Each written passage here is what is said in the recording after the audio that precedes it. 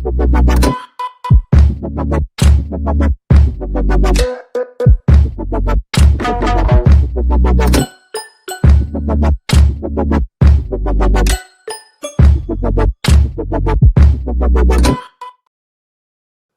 of Arteta 9:22. And Victor Gyökeres did arrive with power and promise, his boots anointed with goals, his runs full of menace. But Mikel spake unto him, saying, hold thy position, track back, trust the process. And Victor's shots grew hesitant, his touches grew few, for he was asked to defend wingers he never knew. The crowd cried out, release him! But it was not so, for the system was righteous, though the striker was low. Verily, the XG was pleasing in the manager's sight, but the goals departed into the cold London night. And thus it was written, a striker may flourish elsewhere, but at Arsenal he must suffer first. Yes, people, and big up to Normski TV and the What's Going On podcast. Glad to be back. It's another international, and listen, there's not a lot to talk about apart from England being very boring yesterday, drawing 1-1. I didn't watch losing 1-0, shall I say, against Japan. Boring England. A little bit like Arsenal. And last week, they drew with Uruguay. Ben White coming on, getting booed, scoring, and giving away a penalty. All in one session. But it's good to be back. Please, if you're new, smash the like button, subscribe and share. I can see already there's a few people already in. Kawaja was in from 4:25. The Perez of the mods. Just saying, big up Normski. And welcome back. I'm back. And listen, we've got a game this weekend against Southampton away, the quarterfinals of the FA Cup. Listen, we got a lot to talk about. Arsenal, no players. Nobody playing for the internationals. They're all coming back injured. Dark arts. Or is it real? Is it injuries? Listen, we're going to ask these questions today. And I'm sure you're going to get involved in the chat as well. So big up to everybody. Let me just, before I go through the rest of the chats, I think I saw Big D come in and sitting there in his Brazil shirt. And he must have watched his game, Brazil against France last week. So I'll probably have a little chat to him about that. So let me just bring Big D in. What you say, bro? Yes, sir. How you doing, bro? All good, mate? Done in the Brazil shirt? Done in the shirt, you know.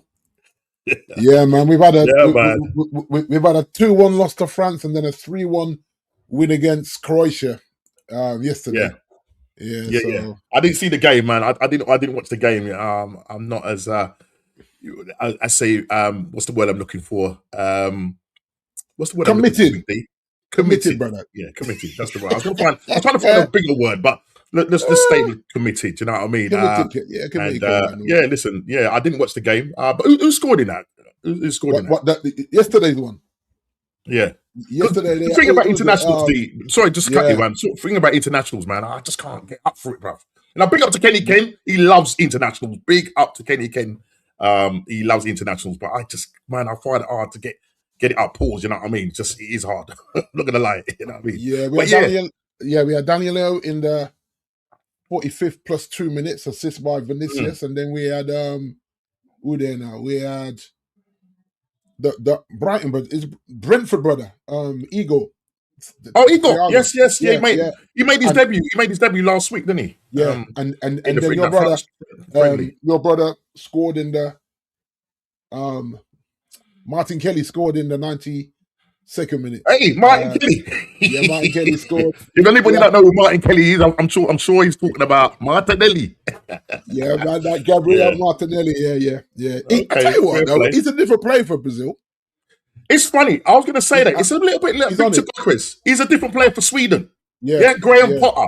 You know what I mean? Big up to Lee Gunner. He's look alike. You know what I mean? Big up Lee Gunner every time. Graham Potter listen, brother, you know what I mean? Getting the best out of Victor Gyokeres, who, look, scored a hat-trick, and off the back of that, he goes yesterday and they go and beat Poland 3-2.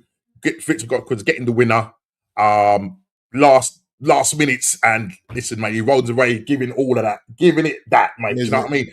That's why I want to see this Victor. If you play to his strengths, he will score goals. That's 4 goals in 2 games. You know what I mean? 4 goals in 2 games. So big up to Victor Gyokeres for doing what he's doing. But we've got a lot of our players, and D, I'm sure you're gonna have your talk, you know, your feelings and views on that, because I did see you like talking about it in our chat, you and JP, and I'm sure that your manager Fergie used to do those dark arts back in the day. So he used to do them foolishness as well. Yeah, you know what I mean. But I never liked it then, no. I never liked it then. I know, but the road you was going down, as a woman say, like, you know, Man United were sort of more looked at, you know, as opposed to Arsenal. But listen, we're getting the eyes from the press, the ops, you know. I think because there's so many, Norm.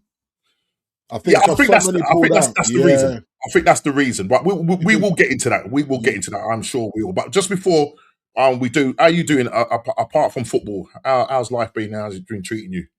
All right, man. A busy season because end of the month and then Easter as well. So we've been pretty stacked. But I'm gonna looking forward to the Easter season. You know what I mean? Cool. And get that long weekend time off. Yeah, get that long weekend off me.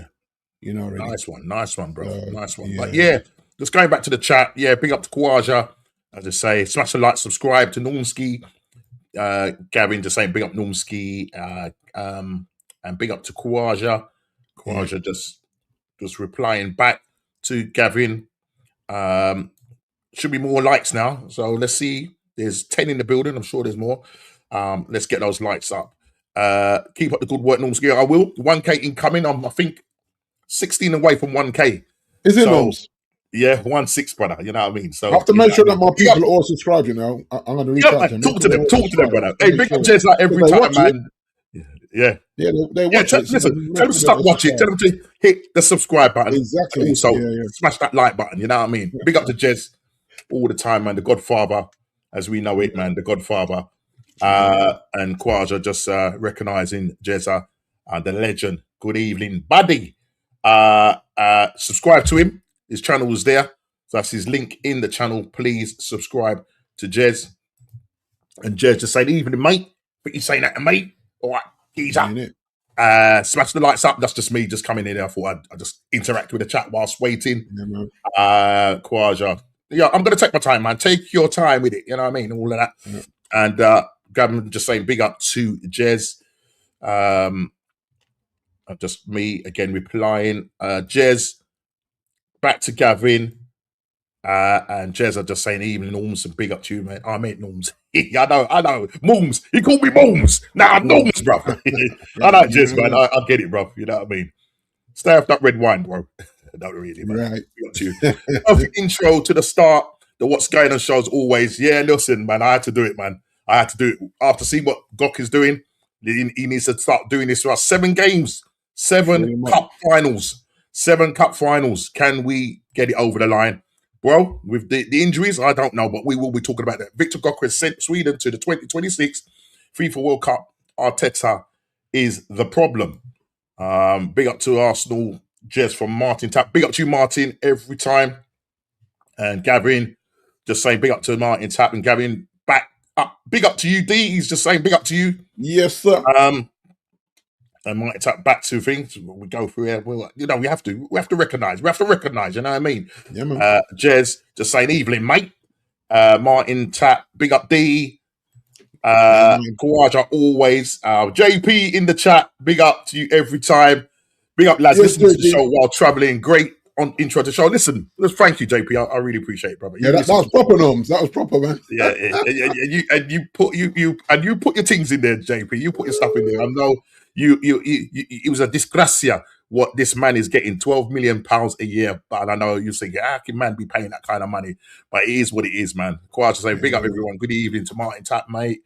And JP just saying, agree with Gabby. And oi, stop that. We're going to talk about that as well. Yeah, with Joker. Ruben Amorim, more like Ruben Amorim. Haram football, as they would say. Aramatator is the name from now on, Dulski. Yeah, definitely. Them two, man, are fools together. You know what I mean? But yeah, man, look, just before we actually go into, it is the International Week. And sometimes what you do find is that, there's not much to talk about.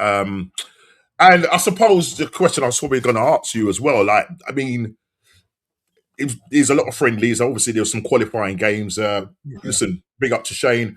Unfortunately, his Ireland went out. Republic of Ireland went out to Czech Republic on penalties. He did a watch along. It was great. Him and Views, big up to Views, and then obviously Victor Gokres, getting a hat trick against Ukraine last week, which was absolutely fantastic. You know what I mean? So big up every time. Big up to Ruthless. Big up Ruthless Guna Aka, Mr. Carl. Big up to you every time, man, with his new channel. And listen, keep going. Do your business. He's come back even with more venom. More venom. So everybody, please put his link in the chat. Quash, if you could put Ruthless Gunner's link in the chat, I would appreciate that, mate. Big up to you every time. So last week, the qualifying games. Italy got out yesterday on penalties. They were terrible. And listen, again, Gianni is going to be living. He's going to be doing a show later on tonight, and I'm sure he's going to be tackling that. I thought he was going to do a watch along to that one. I was watching him last week, and he was not happy with his team. And now for them, Italy now, that's 3 World Cups in a row now. And they missed out on now. Do you know what I mean? It's crazy. You think back in the day, Italy was always a team that you didn't want to meet in the group stages. There was always that team that turned up. So for them to just keep missing out on World Cups now, it's like, what is going on there? Yeah, it probably is a complete overhaul, isn't it? From top to bottom of what they're doing. Because I mean, I suppose it's going to be. I think it's a Gattuso that's managing right now. They all called him the bulldog. You know what I mean, Rottweiler. You know what I mean. But probably he hasn't got the bite no more. You know what I mean. A lot of bark, but no bite. And so they miss out. I'm assuming he's going to end up going. I don't know what the Italian, are gonna do. The FA, if we want to call it their football association, what they're gonna do. But it is what it is. I didn't watch the England game. I only saw it on my timeline that they lost. Tuchel disaster class, folded as a false 9. Hardly playing any games for City, and they lose 1-0. I know it's a friendly, but do you know what I mean? Dude, what's your thoughts on the friendlies and that? And I mean, we've talked about this on our shows numerous amount of times with regards to the amount of games that we're playing. You've got the Club World Cup. You've got the European Euro, whatever it is. I can't even remember the name of it. There's so many of them. Do you know what I mean? Like they're competitive friendlies, so to speak. But it's affecting the players, not just Arsenal, everybody. Do you know what I'm trying to say? But it's unprecedented to see the amount of Arsenal players that have actually left camp. But we will touch on that. But I just wanted to kind of get your thoughts on just the whole, European World Cup, FIFA, putting on so many games, and in this time, we finish our Premier League in May, and we're pretty much going straight into a World Cup. There's just no rest for these guys. You know what I mean? Because the thing is, like, if you look at the friendlies only make sense for me anyway. If you're looking at players on the fringe to say, am I going to take this player? But Tuchel will know pretty much who's going. Like, obviously, he's dragged. Yeah, he's got his core. He's got his core. Yeah. His core 11, 13, 14 players that he knows. I know it's about a 20-odd, 25-man squad. It might be even bigger than that. I don't know. But yeah. But, me as a footballer, I'm saying to this coach, like, don't waste my summer. Like, if I'm coming to a World Cup, then I want minutes. So, he spoke about Harry Maguire. So he took Harry. He took Harry to this one. He selected him, and then he kind of came out in the press and said, "Yeah, I love what Harry gives me, but I can get that from this one, that one, that one." Like, why are you telling us this? This is a conversation between you and Harry, and I feel like he was very unprofessional in that. So me, like Harry, I'm saying, you know what? I'm in a year where I need I need a new contract somewhere. If it's not United, somewhere else, and I can spend some family time. But yeah, you're not going to mug me off. I'm not going to come there to just hold hands and be a practice player. So for me, I'd rather not go. I'd rather you not waste my time. And I just feel like he's wasting people's time with what he's done in this window, in this international window. I just think, bro, like you've got your team in your head, you've got your starting 11, and obviously you gotta factor in a player might get injured from now to the end of the season because it's a running and people are trying to win things, qualify for Europe, survive relegation. We're all cool with that. But I feel like he's just playing games with some people. Kobe Minor, he's not going to take Kobe, even though Kobe's had a lease of life now. Now Amarin's gone, but you picked him. Why? I'd rather he rest because we have to qualify for Europe. So this is the selfish side of me where I'm saying, well, yes, sod England. I need these men to be fit for United because if one of them got injured for England now, guessing you know what I mean, that's a whole mess there now because we're already depleted as a squad. You know, we still got deleting all these mans injured. You know, defenders, good defenders, what I would call starting defenders in. So Harry didn't need to go there because he hasn't looked at Harry for over a year, right? But now you pick him on the last one before the running. I just think, you're wasting man's time. So I'm not sure about too sure. But he's a shoe. But Harry Kane. Harry Kane. I'm talking about Harry Slabhead. Is a shoe in for making it. Making a squad for England, yeah. Do you think I'm he's not not? convinced. You don't think so? No. He always seems to get in there somehow. The only way he makes it, if John Stones doesn't get fit, he'll take Harry, and he'll take him as a backup. He won't take him as a starter. Yeah, no, I don't think as a start, but I'm thinking more, about him being in the squad. Yeah, but he hadn't been in the squad. That's what I'm saying. He brought him in now, just like he brought in Kobe, because Kobe was in the wilderness with Amarin.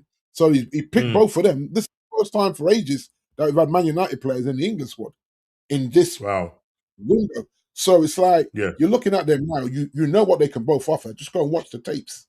You don't need to bring them in to waste their time. So I hope he's not wasting their time.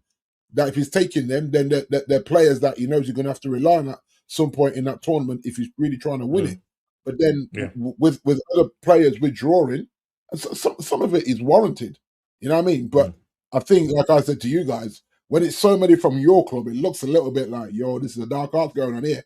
Tell him you're injured, and then come back and let our club doctor examine you and all this kind of stuff. And Ryan Giggs spoke about it under Fergie, where Fergie was like, "Listen, man, we are close to it." To doing the double again. Like, I don't want you getting anywhere. He's done it with loads of players. Goals, you know what I mean? It's kind of encouraged them. But I think the scrutiny, with Arsenal, is actually amazing. But your French guys are back, since we are on that subject, we might as well go into it. But just quickly go back to the chat. Normski and D, who would you fancy to win the World Cup right now? I'm looking at Spain. Yeah, I'm looking at Spain, man. I would love these guys to do something, but I think there's a lot of young players in that Brazil squad. It's too early for them, but yeah, I think it's not just Brazil. I mean, there's talk about them possibly bringing back Neymar. Well, that's the thing. Now, the thing with Neymar, right? It's not actually a bad shot, Norm, but I don't know where his head's at. That's the truth. I don't know where Neymar said that, but as in, what to come back and start, or just be like that person that they bring off. Yeah, not to start. Yeah, that's what I'm saying. I don't know where his head is or his game is, just to say it's a warranted move, because I think Neymar has been disrespected over. Like, I saw these guys talking about Neymar and all these players they're putting in front of Neymar. Neymar on his day. Like, come on, man. Like, let's not do this. But then I feel like a lot of these pundits are just talking for talk's sake. Like, they were trashing it. When I went, nah, Neymar on his day is a bad man. One of the most technical, gifted players in football.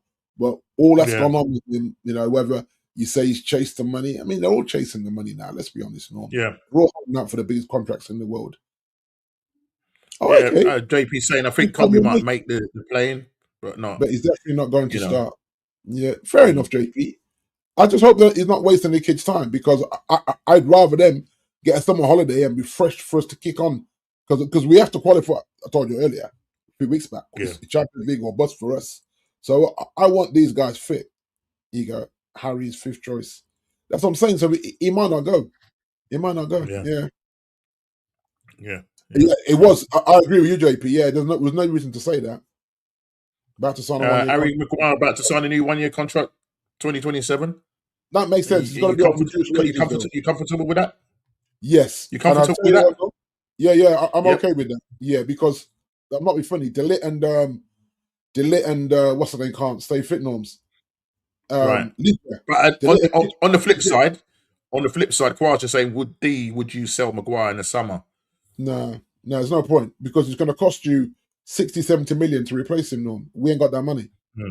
You've already got a player on the brink of an England call up. Maybe, like Jason said, maybe 5th choice, so you probably don't go. I'm okay with that because then he doesn't go there and get injured, and hopefully he stays fit for us in the summer period, and we're good to go because no one's really telling us what really has gone on with this Delit back injury. So we should be in for another centre back, even though I don't think we need to spend in midfield and maybe a left back and a left winger, but we may have to bite the bullet and get another centre back just because of them 2 injuries.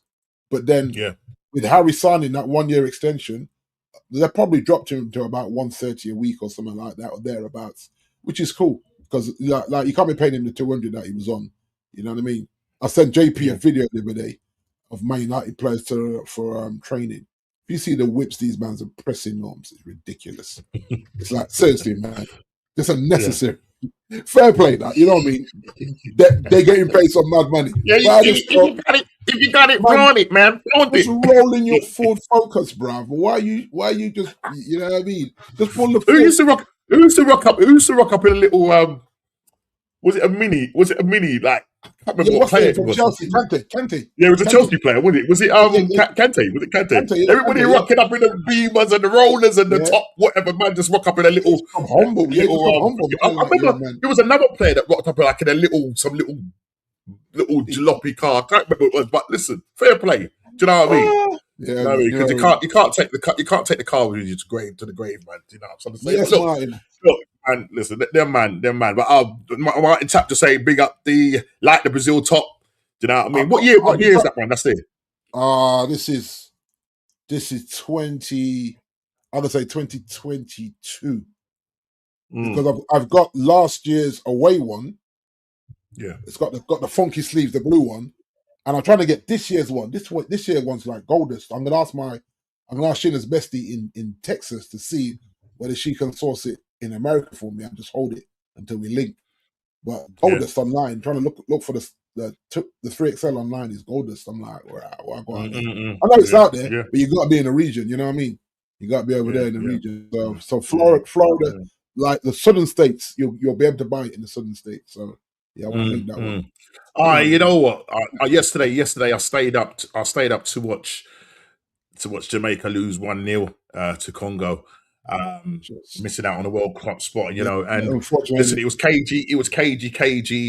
Do you know what I mean? Wan-Bissaka, you know, your ex-player, Man United, Aaron, you know, starting for them.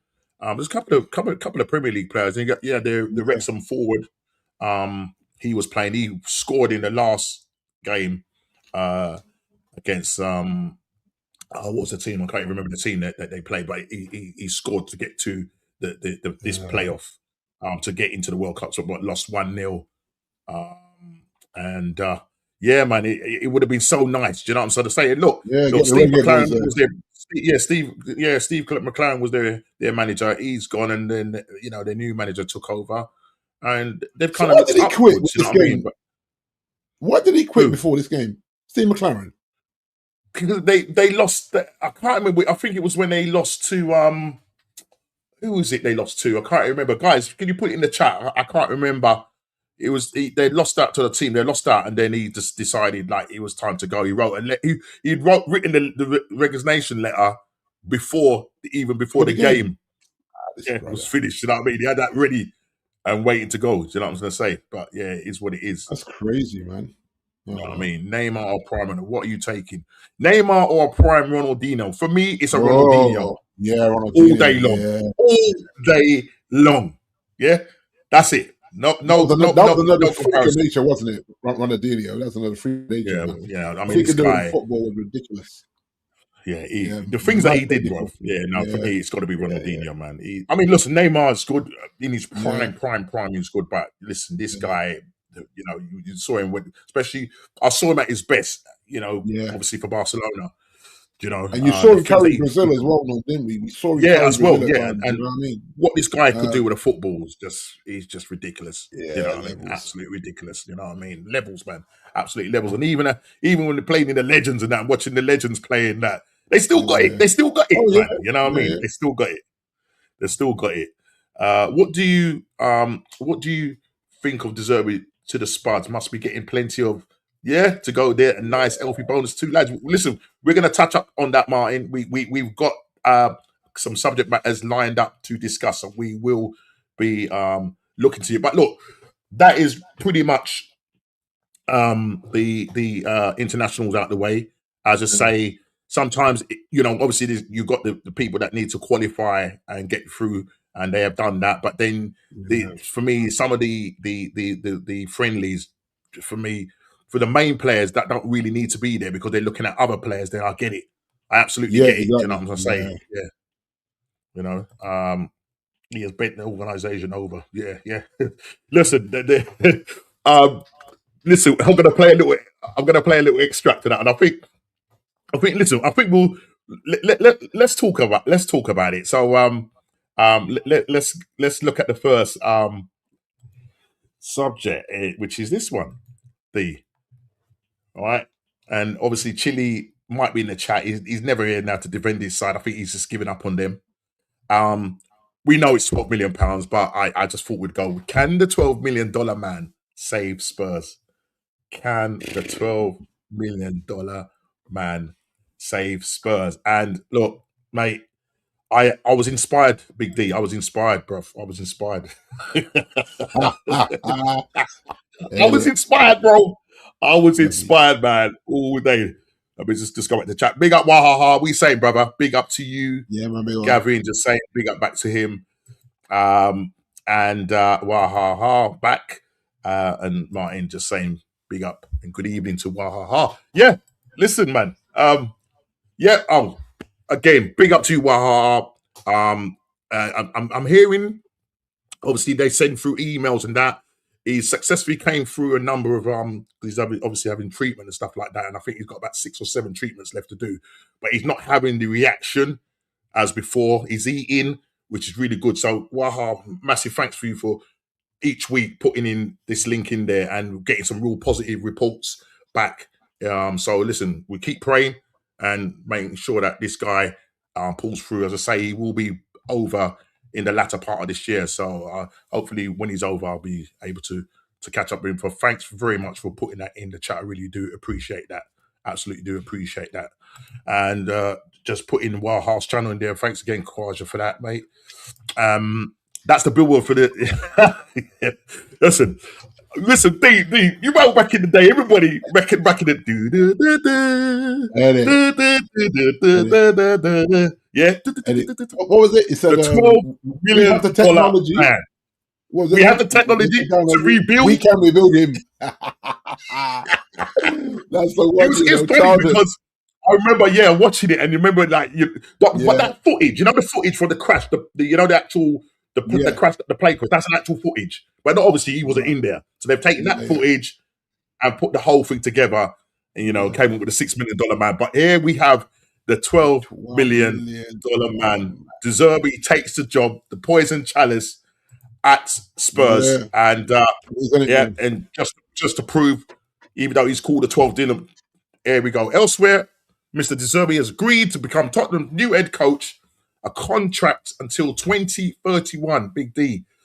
Salary of £12 million per season plus a 7-figure bonus to avoid the relegation. The big question is, Big D, can he get that £7 million or 7-figure bonus?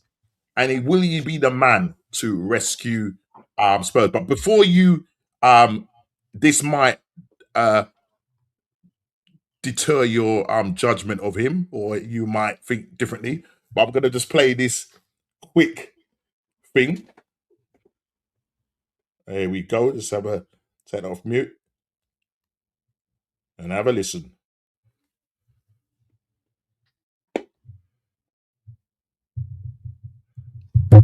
Oh, what's going on? Why can't I hear it? Okay, well, I've lost the sound. That's mad. What's going on? I had the sound, now it's gone. Your speaker up, no. Oh, here we go. Here we go. Oh, here we go. Sorry. Let's do this again. Let's do this again. Okay. Sorry about this. Acting like an uncle right here.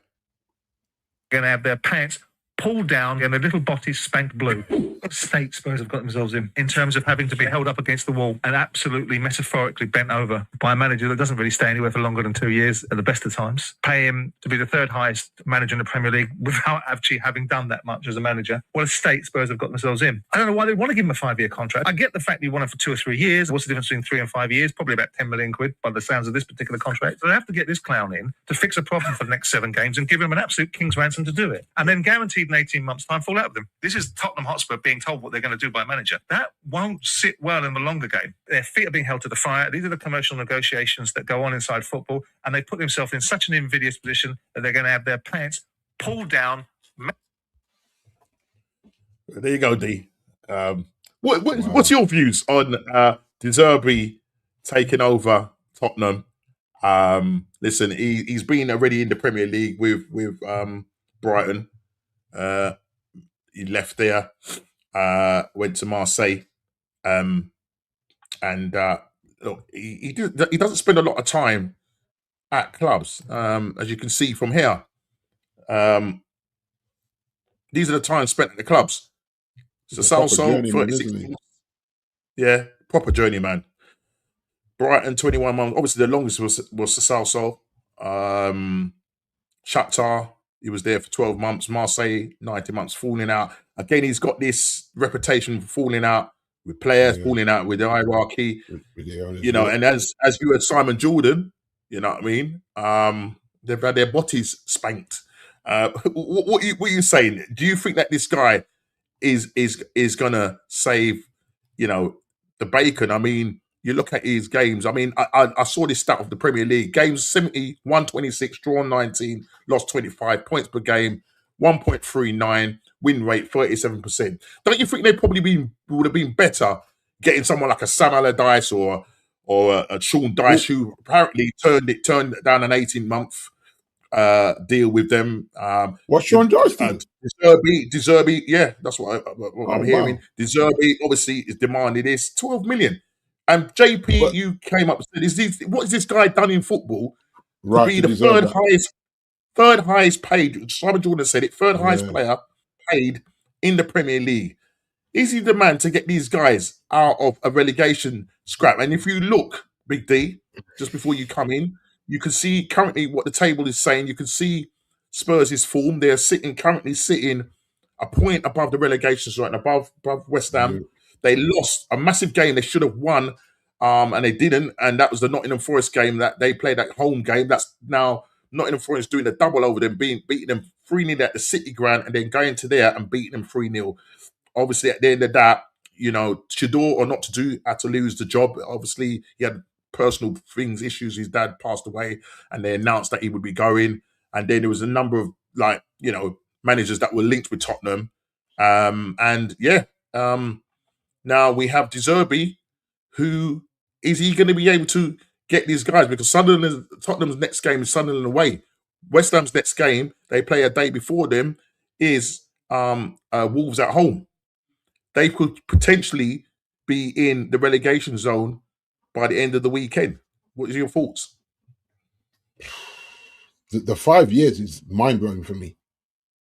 Like, so I'd love to have sat in that meeting just to see what was said, how it was said, and how this was negotiated. Because for real, he's not going to want to coach in the Championship.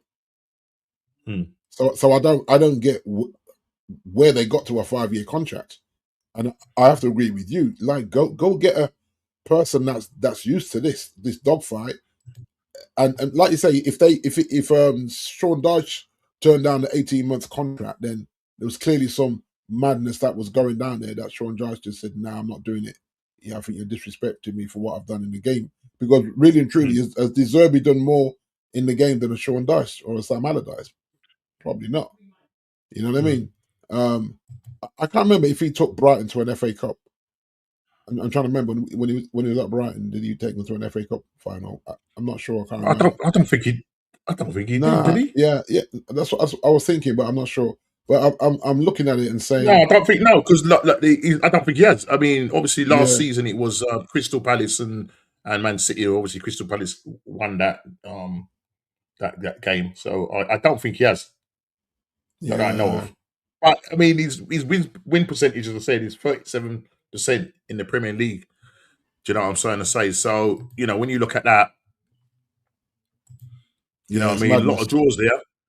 He plays quite, obviously, as people know, he plays quite open football.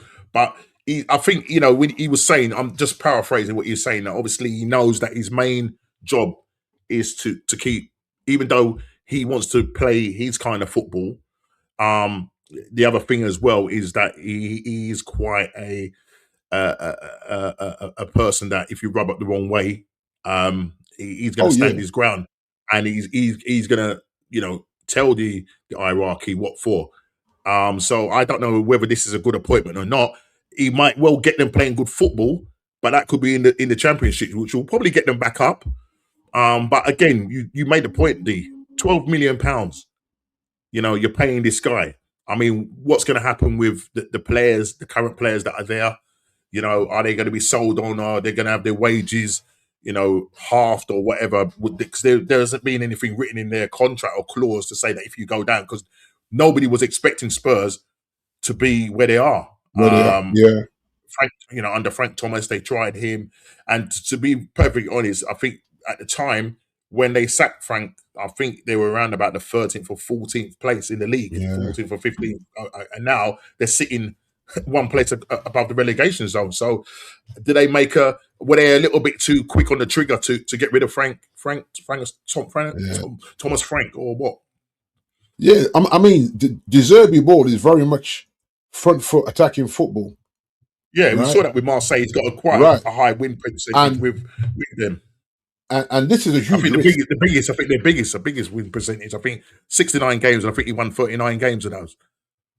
Yeah, because like if you listen to what Simon, I'm not a Simon Jordan fan. I think he's kind of really he's full of himself, but he is correct in terms of one. Would this guy really want to coach in the championship?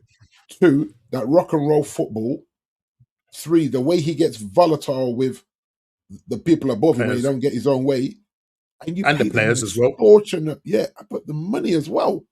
Like, dude, it's almost like you're thinking that they brought in Klopp to rescue them.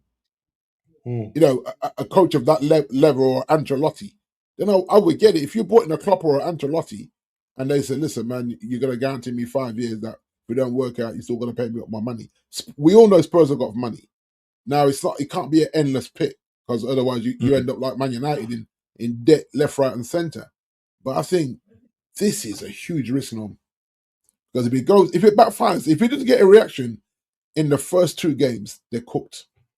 That's the truth. Right. He's got 2 games to get a reaction, 5 games to keep them up. Mm. So if the first 2 games he doesn't get a reaction, then they're done. It's not because then he'll turn on them, and then you're gonna have players that have down the tools and a really arrogant, headstrong manager that you I can't think talk to. they've got to get back to basics. Whether he can do that, that's the thing, and I think that's what he said. That his thing is obviously to get these guys back to basic. You know what I mean? Not doing all of the frills and whatever, because obviously we know the type of football this guy plays is very expansive, very open, and sometimes to his detriment, being too open means that you saw him against Liverpool. Yeah, But obviously he done quite well when he was over there in France. But in the Premier League, you just can't be that open. And I think That was a problem with Brighton. You've only got to look at the 25 losses. Because You know what I'm he's saying? a coach. In He's a coach the, on that.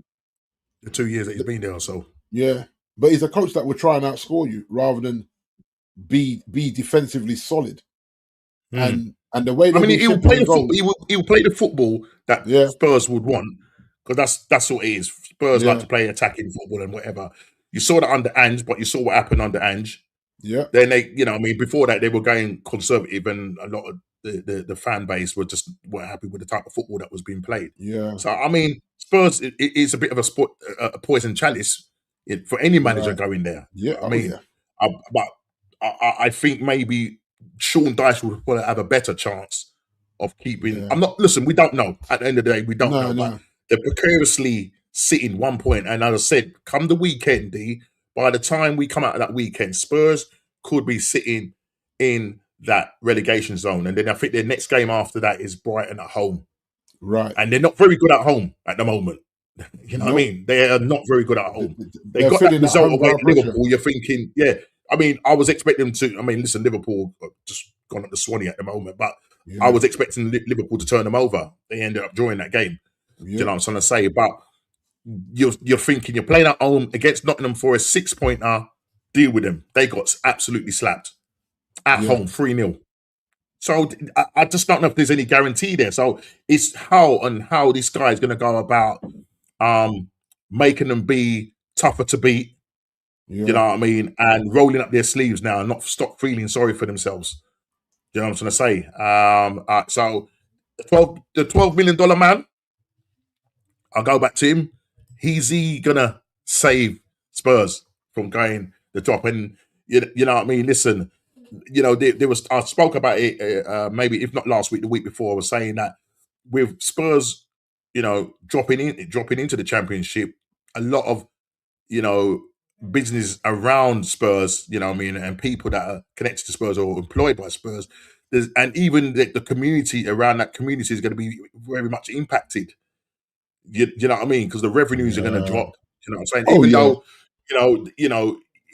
they've got outside revenue that's coming in terms of concerts, the what you call it, go-kart thing, what they got under there. They got the American football and all of that.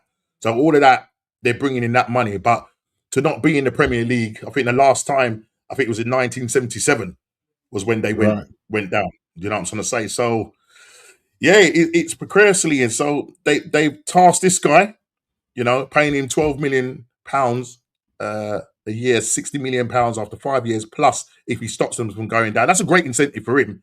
So he's going to work his butt off to do that. Do you know what I mean? He's going to work his butt off. I just don't know how they got to that figure, no. The money, like the contract one, the length of the contract and the money. How the heck did they get to that figure? It screams desperate, just desperate. That's how it feels. That's how it feels. He's had, as Simon said, and some people in the chat said, he's had them over a barrel, mate. He's got them over a barrel, and he says, "Look, you want me there?" Because I think they're obviously, to give him that kind of contract, that 5-year contract. If they go down, they're obviously looking to keep him. So they're going to look to say, right, okay, maybe if you do go down, we're prepared to still pay you that money, and you bounce back up. But it's not going to be that straightforward, Big D. Nope. It's hard to get out. Look at Leeds. Yeah. Look at Coventry. Look at Coventry. I mean, listen, they're on the brink of coming back. Look at Coventry. Look how long Coventry. Look how it took decades. And how long? Yeah. You know what I mean? So it's not as straightforward. Blackburn. You know what I mean? It's not going to be straightforward. But Norwich. Norwich. Norwich are a yo-yo club. They go up and down. They just up and down. Do you know what I mean? But the last two they've missed out on. So even Norwich, that are used to being that yo-yo team, even they are saying, man, it's not as easy as it used to be.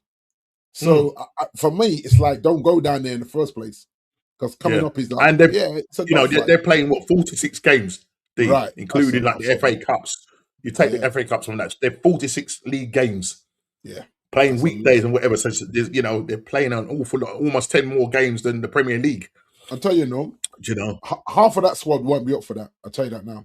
They won't be and some of the grounds that they're going to be going to, it's going to be crazy. It's going to be crazy. Off-key places to go and play football. And then obviously when teams come to that stadium, that'd be like an FA Cup tie for them. Yeah. You know what I mean? So they'd be even more up for it because they're coming to this state-of-the-art stadium to play Spurs in North London, in the capital. It's a lovely day out for the fans as well. So Yeah, they man. just cannot, they just cannot Big up to go Mr. down Brown. if they go down. Joining us from the gym, guys. Good convo. Spurs go down, West Ham to stay up. So Mr. Brown is saying for Spurs to go down. And I know you saying, I think you saying, Big D, looking at the fixtures that they've got coming up compared to, I mean, because West Ham have got a bad goal difference compared to Spurs. I think this might be their goal difference is the thing that's maybe gonna stop them. And I mean, when you look at their running, I mean, bro, I don't know. Let's just look back at their running again. I think you see when I was talking to Genoma, I was talking about I think Spurs had maybe a plus 12 goal difference on West Ham or plus 11. Right. And I think in the running you're gonna find that that could save them. Just a goal difference. Yeah, that's right. Yeah, they got a plus 11 trying to get the lead there. Goal difference to West Ham. West Ham minus 20, minus 21. Yeah. But then okay, so again, we've gone over this, but you know, your mind might have changed since we spoke last time because you did still say you had West Ham going down. But look, West Ham's next game, right? D, right? I don't know if you want if you've got your one football there. If you go on to Tottenham's one, and then go on to click onto season and then scroll up and then click on to games and then you'll see what games they've got. Okay, let me big up Flyberry. Big up to you, man. Yeah. Flying past, big up. Smash that like button whilst you're in there, man. Big up to you every time and subscribe to the channel. So if you click on season, season, and then right, and then click on and then you'll see, and then just click on that, and then you see click onto matches. Okay, yeah. Okay, so you see their games. Yeah, so okay, let's start. I'm going to start with right. So West Ham's game, they play on the 10th of April, and they play Wolverhampton at home. What are you saying with that one? West Ham, 8 o'clock, 10th of April. At home to Wolves. Yeah. At home to Wolves. They probably win that 2-1. West Ham. I don't need to score. Win or loss. Just to win. Yeah, win. Yeah. Okay. What you saying about Sunderland? Yeah, Sunderland will play on Sunday, the 12th. Yeah. Tottenham play Sunderland away on the 12th, Sunday the 12th of April. Is it Sunday the 12th? That's what the app's saying. 1400. See. Yeah. So West Ham are playing on the. Is West Ham playing? Oh, West Ham are playing on the Friday. On the Friday, yeah. And then Spurs play on the Sunday. Oh, if West Ham win that game, they're gonna Spurs will drop into them. Yeah, that's right. Because Spurs will go into relegation, the relegation position until they play on the Sunday. That's a hard game. So win, draw, or lose. I think they lose to Sunderland away. I think they lose that game though. Yeah. Okay, I'm gonna go now. Go on. Game week 33. Yeah. Crystal Palace, West Ham. So West Ham go away to Crystal Palace on the 20th. So sometimes it also matters if one plays before the other or after. So this is the 20th of April. Crystal Palace. Yeah. And now Crystal Palace have been a bit up and down. They haven't been playing too well because of their manager situation and everything else. And I think they're still in the conference as well. Conference, they are still in they're still in the conference, yeah. Ooh. I think they draw that game. Right, draw. Yeah. And then Spurs entertain Brighton at home on the 18th of April. Right. So Saturday. Danny Welbeck. I know. That's what I'm saying. Saturday, what date is that? That's the 18th of April, Saturday. But it's a late game. It's a 17:30 game. Okay, so they're playing before West Ham. Before West Ham, West Ham play on the 20th. Tottenham. I think they lose it again. I think they lose that game again, though.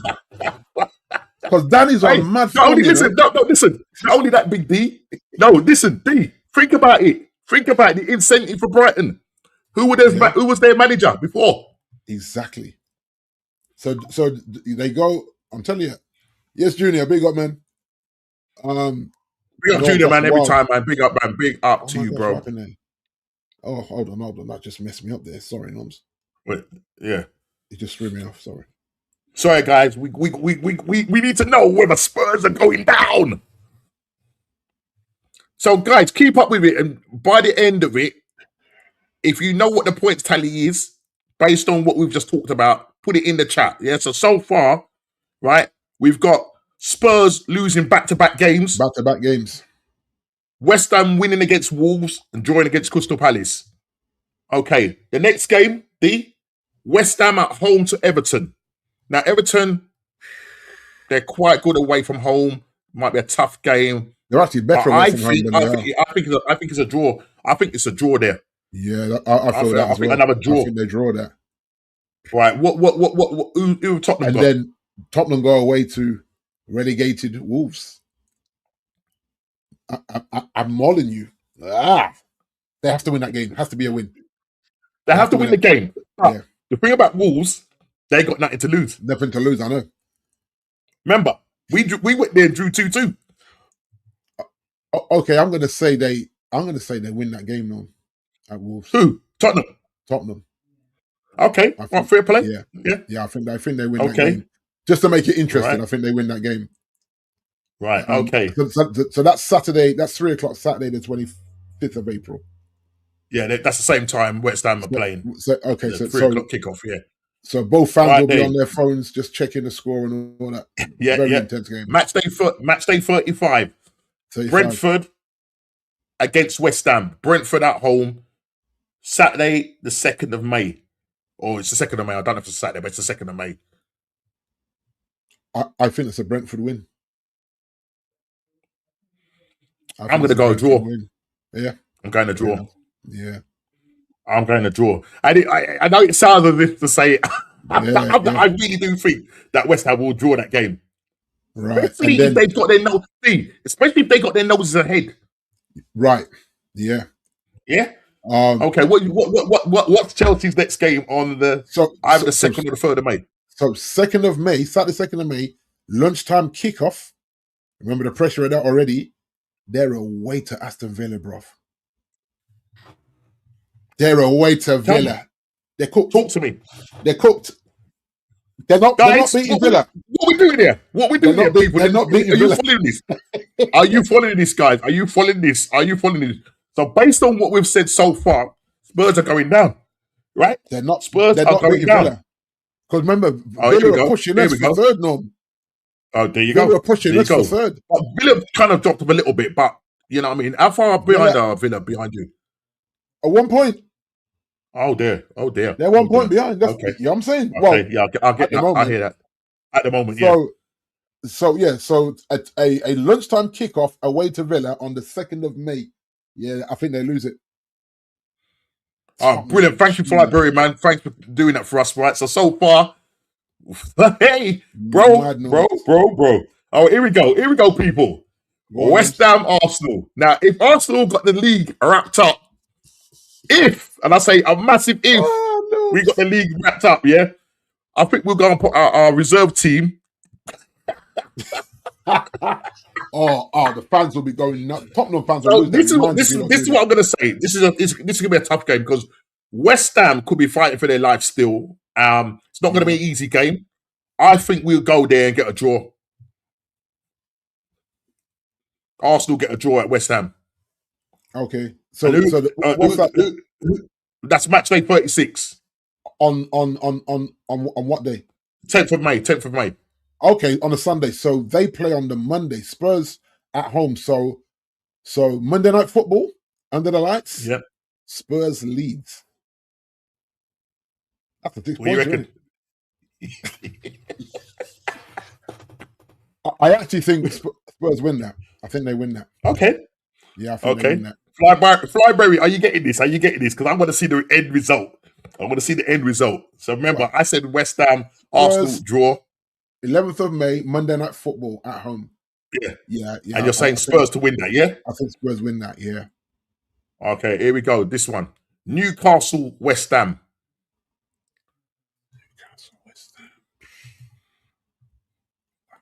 I'm going. That's got draw all over it, hasn't it, Norm? I want to say a draw, but I think Newcastle might just nick it, Is it? I'm going to say Newcastle are going to nick it. I think they just might nick it. I want to say draw. I think Newcastle might just nick it. But if you think it's a draw, but who on the 17th of May, match day 37, have Tottenham got? Tottenham are away to Chelsea, bruv. Come on, talk to me. Come talk on, to man. me. Chelsea can't stand Tottenham. Chelsea can't stand Tottenham. What we saying, D? What we saying? Chelsea beat them, no. Chelsea beat them, bruv. Okay, we're coming up to the penultimate game, last game. Yeah. Here we go. West Ham host Leeds at home. Last game of the season. They're playing in front of their fans. Match day 38. West Ham win that. Who have 38? Spurs are home to Everton. Ho, ho, ho. And I know you're going to go for a draw. I think they draw that game. Right. So, guys, in the chat, Flyberry, because I know you've been doing it. If you've calculated the points, please put it in the chat. Based on what we've just gone through, Big D, it looks like Spurs are going down. I know. It's wild, isn't it? It's wild. Because remember a couple of weeks ago, you were saying... The goal difference. Remember a couple of weeks ago, what you say? You were saying that West Ham were going to go down for definite. Yeah. You said they were going to go down. We're just looking at the games now. Okay, I said for the last game for West Ham, I said West Ham to win that. So, Norms.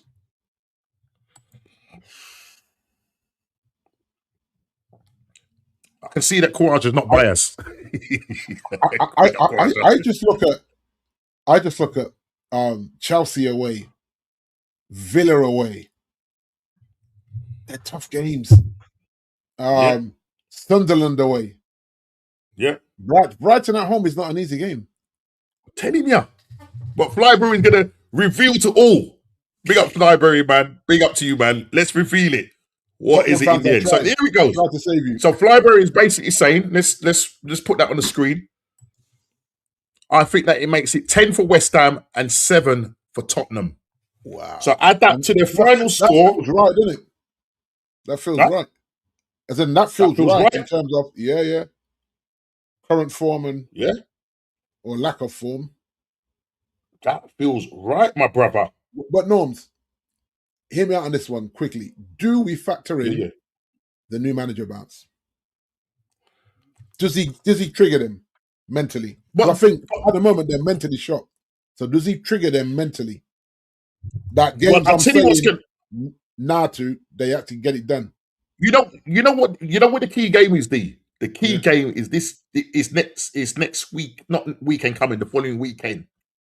Now, if West Ham don't beat Wolves at home, then I think Spurs stay up. Right. Yeah. And I think that's where the mental thing is. I get you what you're saying about the new manager bounce, but at the same time, there's an awful lot of pressure. £12 million this guy's been given. Yeah. He's been given a 6-figure or 7-figure sum, right? As a bonus to keep these guys up. On top of that wages. Man is going to be doing this to man's head. Holding the gun to man's head. You better make sure. It just show you, Norm. It just show you that one, how desperate Tottenham are. 2, the pride of the Zerbi will not want to get this team relegated. That's what I'm saying. Yeah. What we're seeing, and I'm gonna after what I've said, I'm gonna say, okay, but let me factor in the new manager bounce. I think it'd be so intense in there that they may not make as many mistakes as what they've been making under De Zerbi. But they've got some tough away games. It's Tottenham. It's Tottenham. Listen, it works out. Basically, what Flybury is saying, Yeah. With the points, right? It means that Tottenham would end up on 37 points. Yeah, because remember it's game week Yeah. 31. They're on 30 points as it stands, Yeah. and West Ham will finish on 39 points. They will they will be 2 points above the relegation zone and out of the relegation zone.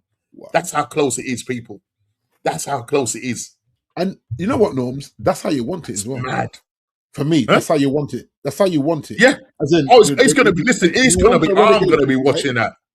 Yeah. You want a relegation fight, and you also want a title challenge as well. That's how it's supposed to be every season. Relegation fight going into the last 5 games of the season. Title fight, literally heavyweight boxers just throwing them big bombs and see who stands on their feet at the end of it. But goal difference can still save them. That's what I would say, as in Spurs. Yeah, that's how tight it is. Because West Ham have got no room. They've got no room. I think what it is that if West Ham, the key thing is that if West Ham win that game at home to Wolves and Spurs drop points to Sunderland, then it's going to be very squeaky bum time, as Alex Ferguson would say. Squeaky bum time for Spurs. So what you're looking for is the new manager bounce. Will they get that? Yeah. You know, Zerbi is going to have to maybe look at a different approach in terms of playing expansive football with them. Yeah. Because that expansive football, they'd be far too open. Because the West Ham teams, the Nottingham Forest teams, the Leeds team, they're going to be very kind of conservative in their play. So, you know, Zerbi can't be going in there and saying, just play on the front foot, because you're going to leave gaps. Do you know what I'm trying to say? Here's intriguing. What was the relationship between Danny Welbeck and Zerbi when he was there? Because Danny might owe him one. Because of, you know what I mean? Danny might just owe him one. I'm telling you, bro, listen, it's peak right now. Because Welbeck's on some good form right now. Yeah, right now, I think he's got something like, is it 13, 14 goals, something like that? Yeah, exactly. In the Premier League. You know what I mean? So he's going to be licking his lips. He could have been a shoo-in for maybe going up and playing in the friendlies, but I don't think he got called up, did he? No. I don't think he got called up, but it is what it is, brother. It is what it is. But listen, guys, as it stands, thank you, big up to Flybury for calculating the points and everything. As it stands on Normski TV, the What's Going On podcast, the time is currently 7:39. We could be eating our words come May, whatever it is, but we have Tottenham going down, even with this guy coming in. Will the $12 million man, Zerbi, save their bacon? Let's go and see what finds out. But listen, man, let's move on quickly. D, I want to talk about this. Let's see if you understand what this is all about. Not to cheat, that is the question. What's his Chelsea? No. What's been the big? Come on, man. Yeah, with the plan. To cheat or not to cheat? That is the question. Maybe what's throwing you off is that Zerbi's on the screen. Let's take him off. And let's start again. Rewind my selector. Let's rewind that one. Let's go back again. So D, there we go. To cheat or not to cheat? That is the question. I'm answering you a question. Now, D, we at the very start of the show, we spoke about dark arts. And yes. Now you're with me. Yeah. You're with me. You're with me now. Right. Now, see, D, a lot of people had a lot of things to say. A lot of people had a lot of things. But first of all, let's just kind of bring context to it. So, D, there you go. Right, there's the first part of it.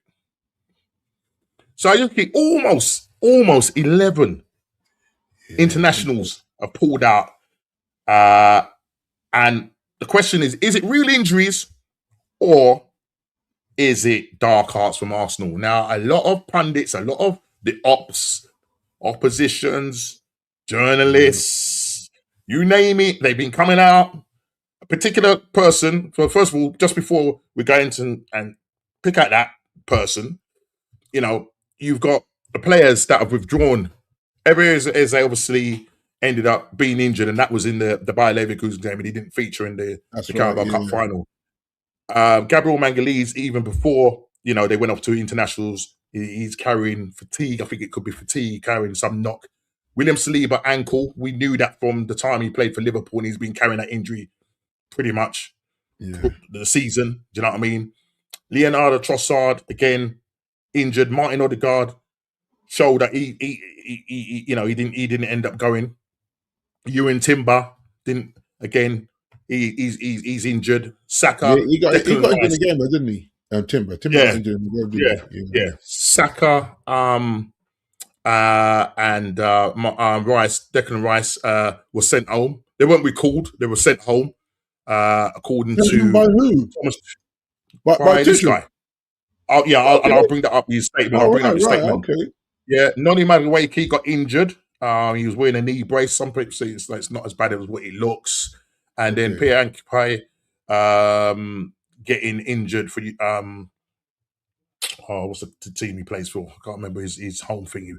Not Uruguay. It's not Uruguay. It's one of them South American teams. Yeah. What's his name? Is that anyway, Colombia? Is it Colombia? No, it's not Colombian. It's not Colombian. No. What is it again? I can't remember. What his Paraguay, Uruguay.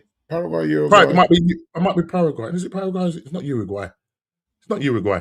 I'm looking at the I can't remember. I'm looking at the flag. I can't remember the badge. Yeah, but anyway, he's been said. I should know this, but my brain I just can't be bothered. It's one of them South American countries, yeah, and he's been sent home as well. Yeah, and there seems to be a thing going around now that Arsenal are cheating. With this Premier League just around the corner, 7 games to go. All of these players have been pulling out. The question is it dark arts to cheat or not to cheat? That is the question I'm asking you, D. Are these players feigning injuries? Are they?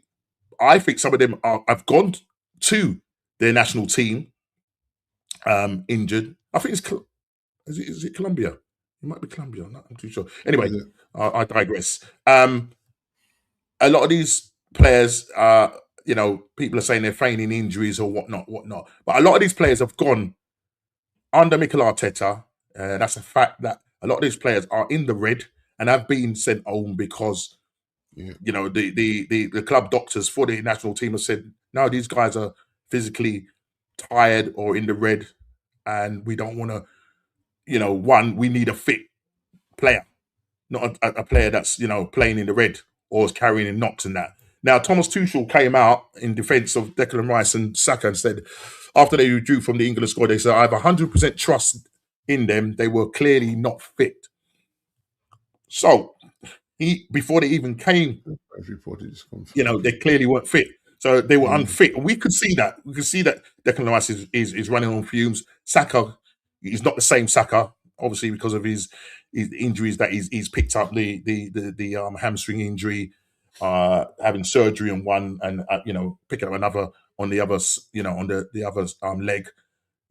All of this and culminates into a lot of these players going back or going to their national teams injured. Yeah, it's crazy. So, D, what are your thoughts? Because I know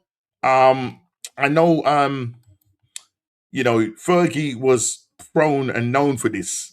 When it came to internationals and stuff like that, especially when you're in a situation where you're in the home runs kind of situation now, and he would persuade certain players to say, listen, you need to say to the doctors that, bro, here's the doctor's note. I can't quite make it. I know they would have to check them over and everything, so it must be legit that these guys are getting checked over when they go back. Because the thing of what's going to look bad is when these guys come back and they start playing this weekend and then they start playing whatever. Now, Thomas,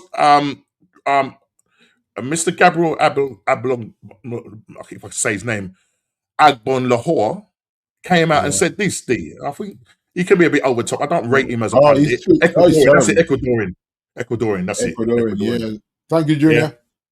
So, he's come out with this. They're 100% scamming, but yet all of them will be fit and ready for the World Cup. Okay, that's your thoughts, Mr. Brown. You think they're scamming? Listen, your players, Man United players, they're doing the same thing. You know what I mean? I think the scrutiny is that it's just so many players. So Gabriel has come out and said Arsenal players should be banned for pulling out of international duty. How would bring in a new rule? You miss the next Premier League game if available. If you pull out international duty, I get it. Arteta's doing everything possible to win these trophies or win the Premier League. So that's what he said. D. This is coming from a guy that done this. Okay, I'll pull it up. I'll pull it out. Read that, D. You want to read that? Read it out loud so the people can hear. Read it out.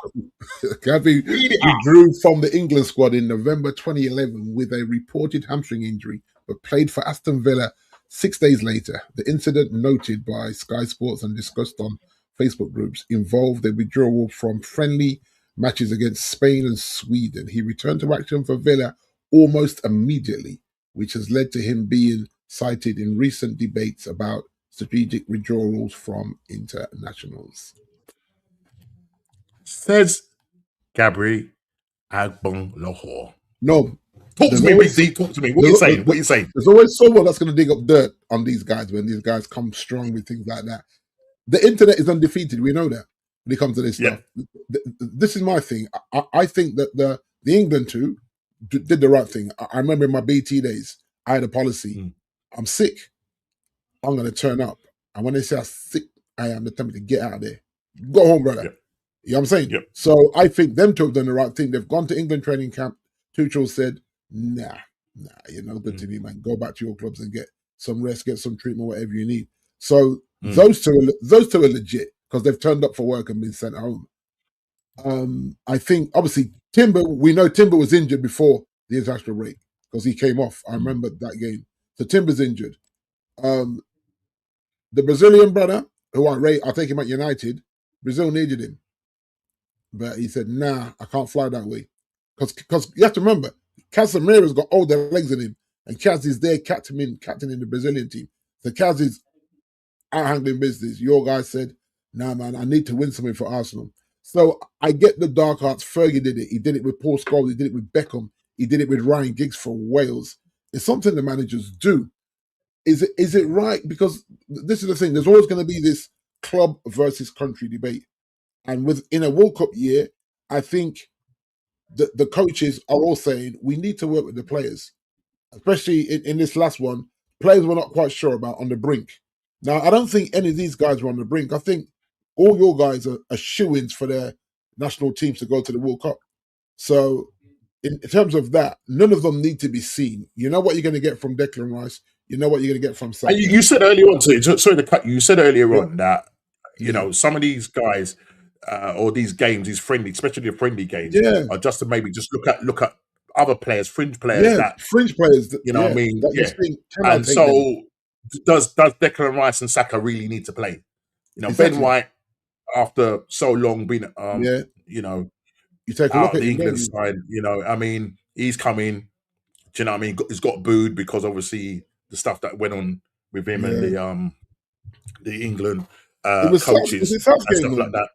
He fell out with. Yeah, it was under Southgate. Yeah, it was Southgate, and I can't remember the I think it was the assistant coach manager. Problems, with them. He was basically vilified for it, and I mean, he's come back, not made his debut, but come back obviously, and scored a goal, ends up giving away a penalty and whatnot. Now, even himself, Ben White, he's playing with injuries and that. He's been in and out of the Arsenal side. And I think with the 7 games that are left to go, and plus we're in Champions League quarterfinals, we're in the quarterfinals of the FA Cup. We've ended up losing the Carabao Cup final and that. The question is, are these players, is it Arteta doing this and saying, now I'm doing a Fergie, I'm doing a Pep, I'm doing a Mourinho. What we saying here? What we saying? Are these injuries? Because a lot of these players are going into these games. So I do think they've actually got injuries. Yeah, well, this is what I said. If you look at the two guys that you think would start for England in Saka and in Declan. If you look at those two and you say, I know I'm taking them. Now, I actually think Arteta told them, join the England camp, let them see how banged up you are, and they'll send you home if they're good. Yeah, but that's because of Arteta, though, D. See, so a lot of this, that's what I'm saying. they're banged up, right? But if We're Arteta, playing we've got them. this big squad. We've got this big Yeah. squad, Yeah. where you got Norgard that he hardly uses. You know, That's even his he's sent out second on one. loan. He's not using MLS. Do you know what I mean? These players are in the red and are playing on fumes. Yeah, MLS you saw that game. You saw that using games him. against Man City. They looked out on their feet. Yeah. Man City looked the fresher side. Yeah. Why is he not rotating? You know, and then you've got a World Cup year, you've got the friendlies, you know, and straight after the Premier League done, they're straight into World Cup. So I don't know. I just personally think that there was some footage after that game, and you saw the way Declan was walking, and you said, "Nah, he's busted. He's done something." He was trying to. He's been busted a long time, though. He was trying to style out the limp. You know when you're trying to walk normally, but you can't. Yeah. And I thought he's done something. You know what I mean? So I'm like, he's in the England squad. Is he going to go? But I think it's the right thing. Go and let them send you home, and that's what's happened. But I think it's just because of the amount. I think it's just the amount of people that have pulled out, and they're all Arsenal players. And so, you know, listen, look, the ops are going to be against us and that. And look, at the end of the day, you know, you have to protect your players, but at the same time, a lot of these players have gone into the internationals injured. So I don't think, personally speaking, they're feigning injuries. I think they've genuinely got injuries. And Arteta's maybe said, go. Those players that didn't go and were announced and said, because I think it was before even the friendlies were announced, or going into the friendlies, 5 players dropped out even before. They weren't even sent home. Yeah. You know what I'm trying to say? They stayed behind. You know what I mean? 12 days of rest and whatnot. And then you've got players picking up injuries. I think Calafiori now is saying that he's not even going to make the World Cup. Italian team, he's going to be rested. But no, they're not, it doesn't matter now because they're not in the World Cup no more, so it doesn't matter.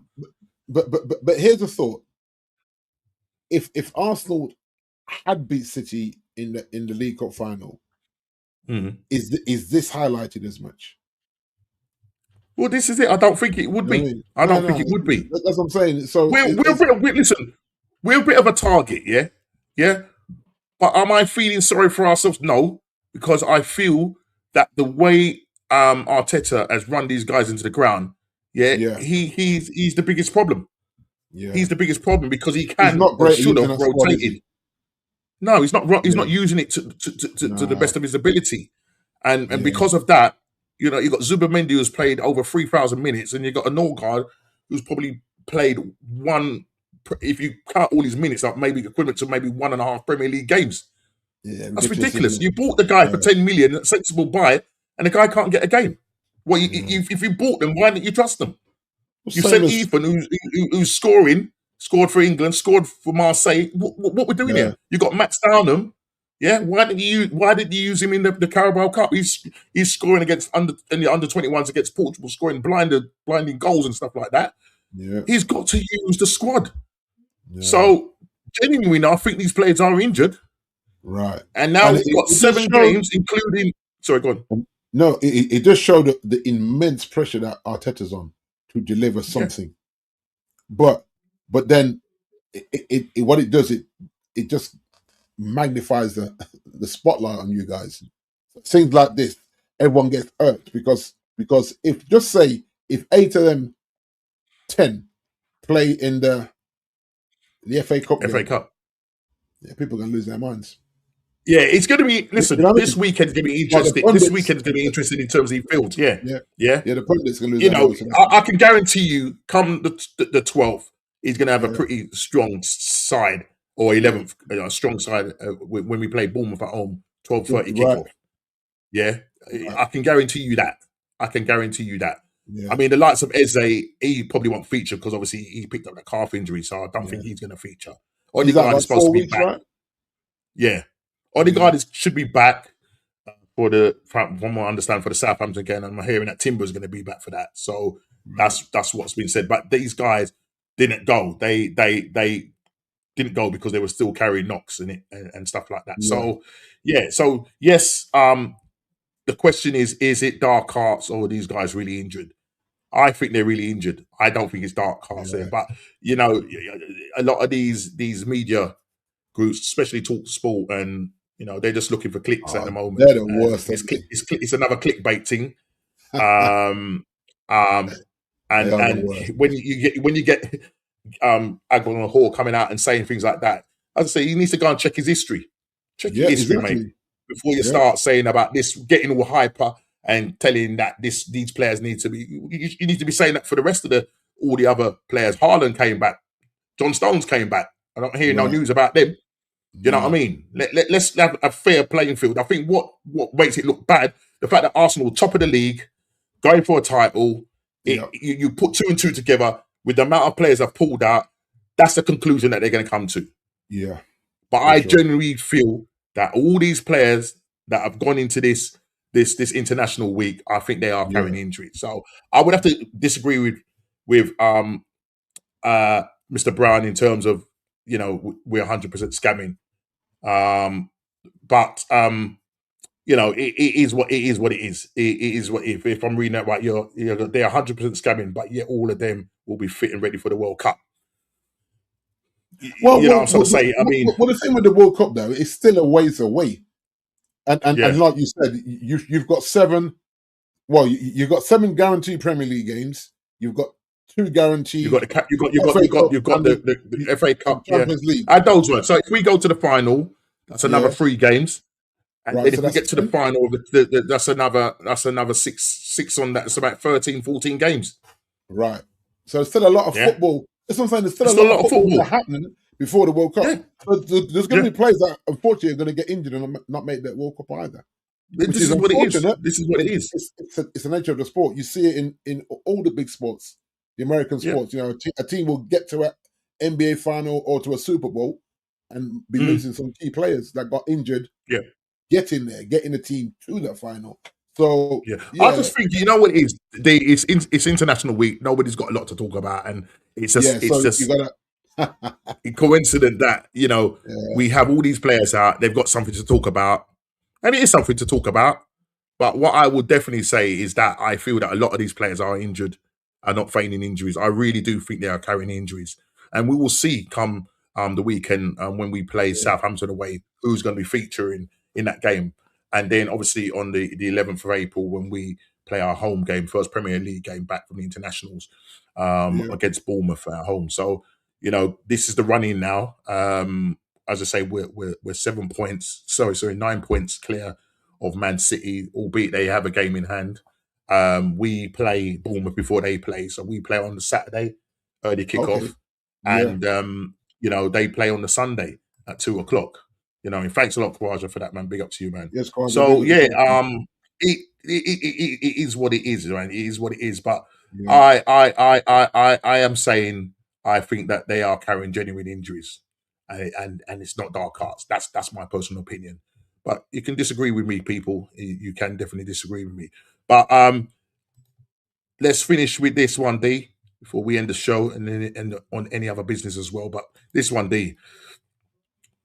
Common sense to stick with Carrick. This is your team, Man United sitting third. 23 points from 30 or something like that, or 20. I can't remember. It's 23 points from 30, doing really well. You know, there are obviously pundits that don't think he's ready for the job, and it really matters that, you know, when you have to make big decisions, and that at the moment, you know, he's letting them play with a bit of freedom, playing players in their right position, and that obviously, if they do give him the job, you know, he's going to be spending the money, bringing in new players and stuff like making those team players gel and all of that. He's going to be playing Champions League football. Throw all of that into the mix, D. Will this guy be able to handle the pressure? Yeah. Is he a good? Is it? I put in our thingy, common sense football going forward, or do you go for a proper name manager for the Red Devils? That's essentially, you know, I mean, JP is not keen on actually having him as a full-time manager. What are your thoughts on Carrick and how he's done? And do you think that he should get the job based on what he's done? Taking you guys, you were sitting 7th, you know, sitting 3rd after he took over. You know, under Amram, he was just breaking all mad records and not good records at that. Well, I think firstly you have to look at where we as Man United are looking to go, right? And so I've always said this that the club is big, and some people will just come to United because it's United. But then there's going to be top players that they're going to want to know: one, who's the coach? What is the Mm. system? Which players are staying? Which players are you looking to add to make this team a more competitive? So these are all the questions the agents will ask. And so you look at Carrick and you say, okay, he stabilised the ship. Remember, Ollie stabilised the ship. Now I'm not going to compare them. I think I think they're both different styles. Even though people say, well, he was one of Ollie's wingmen. Ollie was there, but he went away to Middlesbrough, did what he did at Middlesbrough, and kind of got some mileage in the tank in terms of right. This is all on me. So he totally understands all on me. But Middlesbrough to Man United is a huge jump in terms of it's a different beast. And most managers that have come to United will tell you that when they got it, including Amarin and Arteta, not Arteta, got out my name, got my head. What's his name? Ten Oh, Hag, there we go. Ten Ten off, yeah. Hag, right? When they got there, and just the media side of it, they were like, "This is insane." Like I didn't sign up for all this. This was one of Amarin's biggest things that every day I've got to deal with the media. You never had to deal with that in Portugal. It was just Mm. like almost like the weekly one that you give them, and then before match days. Where United, it feels like once you've done training, there's a level of media you got to deal with every day. And so I look at Carrick and I say, I'm not sure about that team. Like there is mates, that's why they're there at the moment. Going Yeah. forward, if he stays, it can't be with that team of coaches Mm. because there's got to be an attraction. There's got to be you've got to be able to attract quality players. We need two quality midfielders to start with, right? Cassie's gone. He said he's not. There's no U-turn on that. They interviewed him on international break with Brazil, and he said, no, like the United dream is like I've been there, I've lived it, I'm moving on. You know what I mean? Cool. I'm okay with that. Bruno said he's going to let us know after the World Cup, which is a bit cheeky. I know you're the captain, but no. You can't be deciding that. Because after the World Cup, it's too late. So United, straight away, off the bat, have to go out and get two top quality midfielders. Now, you straight away, you look at who's the coach? Michael Carrick. I thought you guys were going to go after a whoever. Enrique. Enrique, Ancelotti or something. No, like, do you tempt Ancelotti away from Brazil after the World Cup?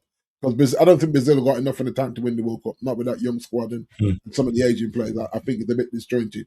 Cool. So I look at that and I say, I'm just not sure Carrick's the man to challenge Arsenal and Man City.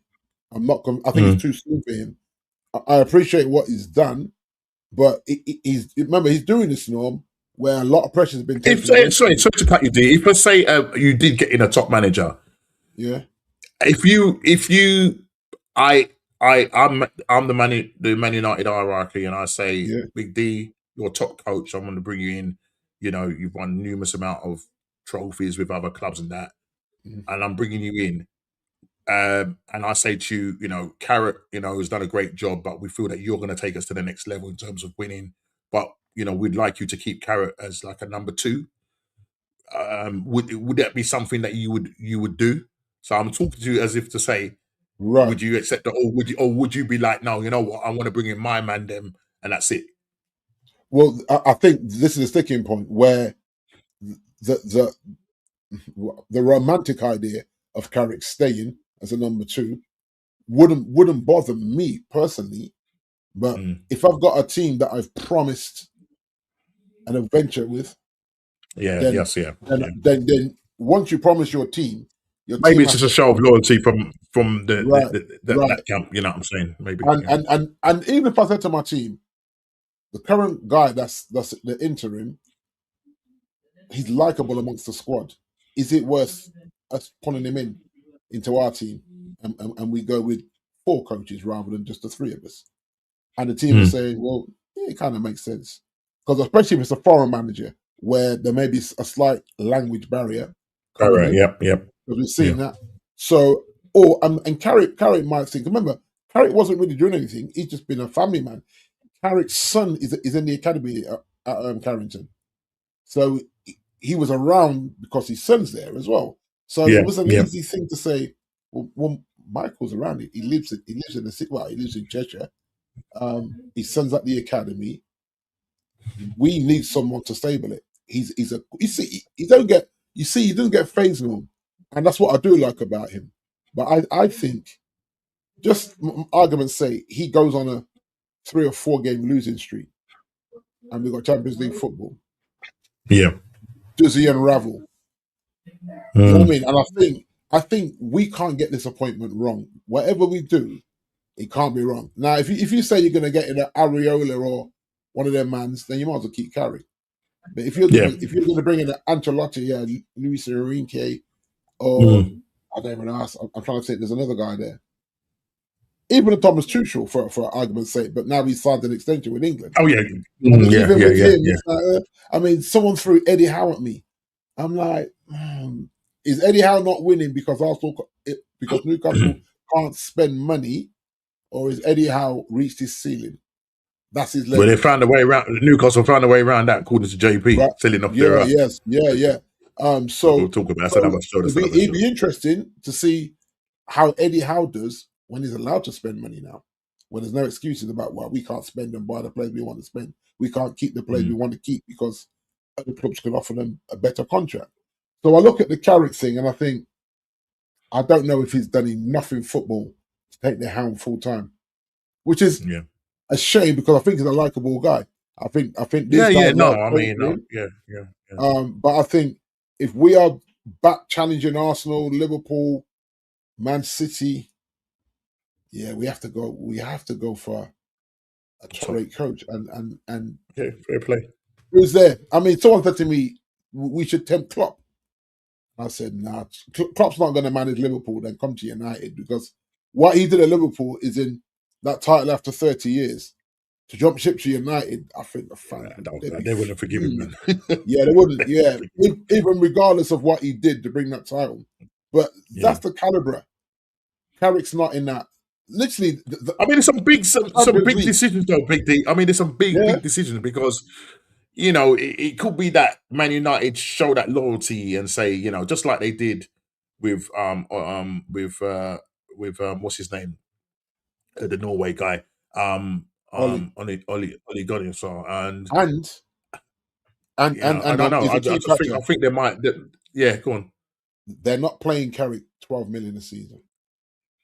No. When the truth is, that's what warrants it to manage Man United. And you was linked with Zerbi as well, weren't you? Yeah, Man United were linked with Zerbi as well. Yeah, but you see, with Zerbi, he wants total control, like what Fergie had. And I don't think we're going down that road anymore. No manager's coming to Old Trafford and getting total control over transfers. I wonder if that's what is written in. When he was going for this contract with Tottenham. I wonder if it's going to be interesting because they're in a desperate situation right now. Do you know what I mean? So it'd be interesting to know. Listen, we'll find that as the games go on and as he starts to bed himself within the team. Yeah. I'm sure it will come out, what his contract is and how it's sort of built. Yeah. It would be interesting. But if you're telling me a disgruntled Glasner, Areola, I'll be like, well, now you must keep Michael. You know what I mean? Because I'm just looking at the tiers. If you're telling me that you've got a league Champions League manager, then you go for that. But if you're telling me that these guys that I get you. It's that next level. It is that next level. It is that next level. That's where I would be. I wouldn't replace him for a Glasner or Areola. I just wouldn't. It makes no sense because I don't think they're a bigger draw in terms of I want to come and play for. As I said, I'm coming to play for Normski. Well, Normski is just going to be temporary. Okay, well, no, I'm not going to come and play then. I think it's like that, where and not only that, we've got to make that decision soon because key players won't sign not knowing who the manager's going to be. That's the other thing as well. So we have to. I think we have to literally react before the World Cup starts, Norm, and try and get at least one of those midfielders in before the World Cup starts as well. Yeah. So big up Zeus. Big up, man, every time, and all the way from Australia, man. Big up to you, man. It's saying big up Normski and D and the chat. Big up to you, brother. Yeah, that's what I was saying. A decision on the manager before the World Cup starts and get at least one of those key midfielders over the line before they head off to the World Cup. Those two things have to happen. Yeah, because there's a lot. Yeah, that's right. Yeah, because you're gonna have managers in the shop window, even like in the World Cup and stuff like that. Right. So you're gonna have that players as well. So there's a lot happening. I get you, and I hear you, man. There's a lot. And we can't sign players. That'll be the same for you guys. We can't sign players off World Cup form because we've done that in the past and it's backfired as well. And then we have to factor in that Rashford may be coming back because Barcelona are on a foolishness. They basically want him for nothing. What about Højlund? Højlund coming back as well? No, I think Højlund stays. I think that deal gets done. But they're going to sort something out there. Yeah, I think they sort that one out. But I think Rashford may come back. And there's rumours that they may trigger Sancho's extension as well, 1-year extension.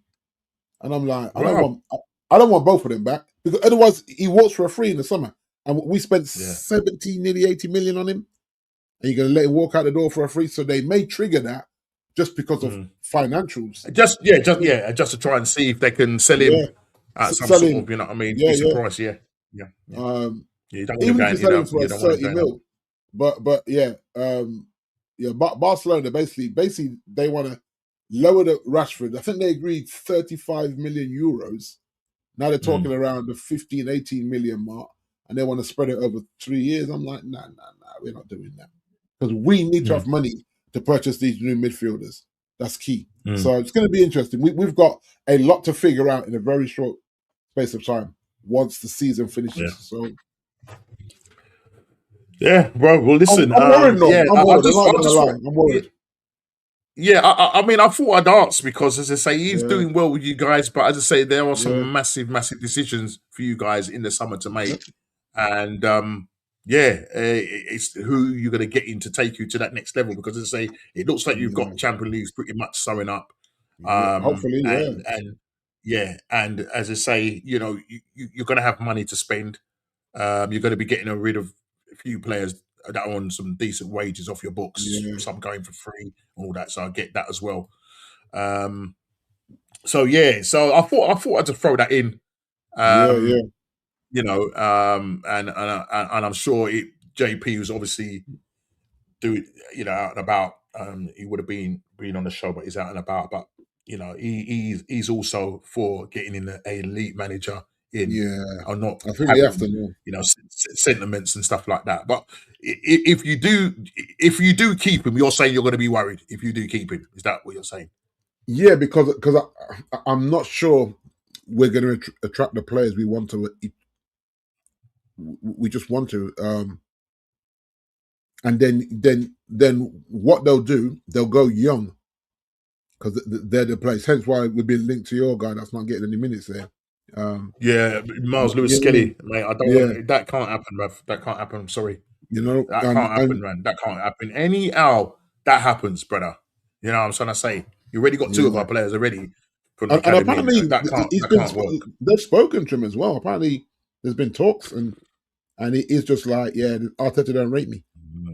And if he's saying that through his agent, then that's a huge red flag, isn't it?